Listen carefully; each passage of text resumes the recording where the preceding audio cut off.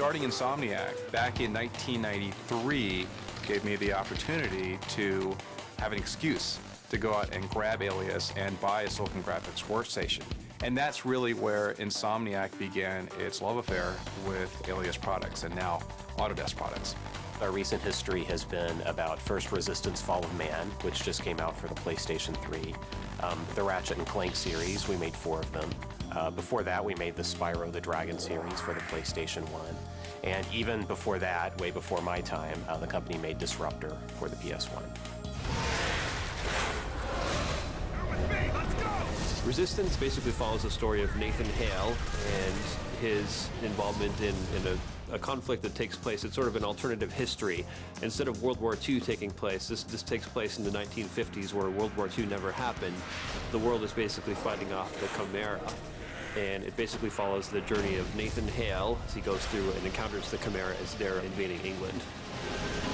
The PlayStation 3 offered us a lot more opportunities to create a more photorealistic game with Resistance Fall of Man and to do things that we never dreamed about on our previous games. First off was the high-res modeling for normal mapping that we had to put into our pipeline. There was also multi-channel texturing and more sophisticated shader work.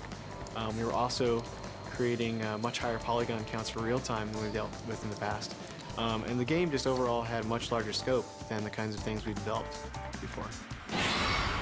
To build a section of an environment, we try to break it down into digestible pieces that we call zones. Our zone tool lets us really share levels so that many people can be working on the same level at the same time by each working on a discrete section. One of the big rigging challenges between the animators and our team, the character team, was the faces in Resistance. Character team, we wanted to do lots of different unique faces for all the human characters, but it was just not feasible to create the number of rigs and the number of animations that would have also required.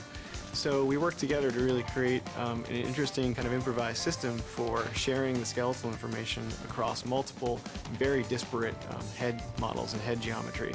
And I think it really worked out in the end because we were able to capture a variety of looks, but save a lot of time on the animation. The GUI that was created inside Maya was sort of a slider system where different facial poses could be hit over the whole face. We could do an angry face, we could do a sad face, we could do a happy face, just like Ratchet.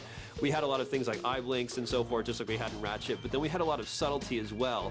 Fleshy eyeballs, for example, depending on where the eyes are moving, you could have the flesh of the eyes follow the eyeballs. We're experimenting with sticky lips as well. And again, this was a challenge because we had to use, again, smooth binding and bones, so there was a lot of trickery that had to go on in the background from a technical standpoint, but we did eventually get that to work. When we began concepting for Resistance Fall of Man, we really didn't have any idea that we would be the big launch title for PlayStation 3.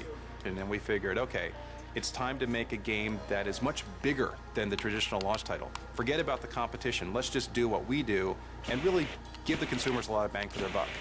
And it was a fantastic opportunity for us to get Resistance out there and be synonymous with the PlayStation 3 launch.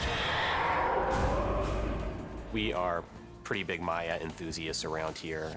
We use it in many, many production situations, almost as a Swiss Army knife. When a problem comes up, we can typically work around the problem using Maya as our tool set. It's a great hub for our proprietary tools. It has a very flexible API. The rigging and animation software is second to none. And I fully expect Maya to be just as extensible in the future as it's been during our development.